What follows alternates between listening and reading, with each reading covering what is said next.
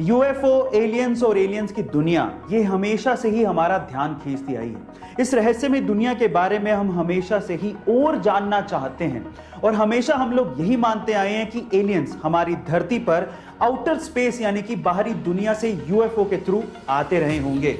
लेकिन ICER एक ऐसी संस्था जो कि एलियंस की दुनिया और यूएफओ के ऊपर रिसर्च करती है, उसके वाइस प्रेसिडेंट का यह कहना है कि एलियंस कहीं आउटर स्पेस से नहीं आते बल्कि समंदर की गहराइयों से आते हैं। उनका तो यह भी कहना है कि समंदर की गहराइयों में एलियंस के बेस हो सकते हैं। ओह माय गॉड गाइस, सच्चाई क्या है ये तो हम नहीं जानते, लेकिन एलियंस के बारे में ये खबर हमारी जिज्ञासा को और बढ़ा देती है। अभी हाल ही में न्यूजीलैंड के एक समुद्री तट फेयरवेल स्पिट पर 50 व्हेल जाकर फंस गए। वो तो किस्मत थी कि वहां पर व्हेल्स को बचाने के लिए बहुत से वॉलंटियर्स आ गए। सबसे पहले उन्होंने व्हेल्स को शांत किया, फिर उसके बाद अधिकतर व्हेल्स को समुद्र में पहुंचा दिया। लेकिन अद्भुत नजारा तब देखने को मिला जब जान बच जाने के बाद 2 व्हेल्स गाना गाने लगी, और वो भी खुशी में। सुनिए गाइस, ऐसा अद्भुत नजारा आपने पहले कभी नहीं देखा होगा। इस नजारे को देखने के बाद आपको कैसा फील हुआ? आजकल के बच्चे इतने स्मार्ट हो गए हैं कि पूछो मत। अब मैं ऐसा क्यों कह रहा हूं, जरा ध्यान से सुनिएगा। एक बार एक बच्चा टैक्सी में बैठ के बहुत सारी चॉकलेट खा रहा था, तो उसके बगल में बैठे एक बूढ़े आदमी ने उस बच्चे से कहा कि क्या तुम्हें पता है कि बहुत सारी चॉकलेट खाने से तुम्हारे दांत खराब हो सकते हैं? तो फिर उस बच्चे ने क्या कहा पता है? उस बच्चे ने कहा कि क्या आपको पता है कि मेरे दादाजी 132 साल तक जिए थे? तो उस बूढ़े आदमी ने कहा क्यों? क्योंकि वो चॉकलेट खाते थे। तो फिर उस बच्चे ने कहा कि नहीं, क्योंकि वो अपने काम से काम रखते थे। अब आप समझ ही गए होंगे। गाइस, क्या आपने भी ऐसे स्मार्ट किड्स अपने आसपास देखे हैं?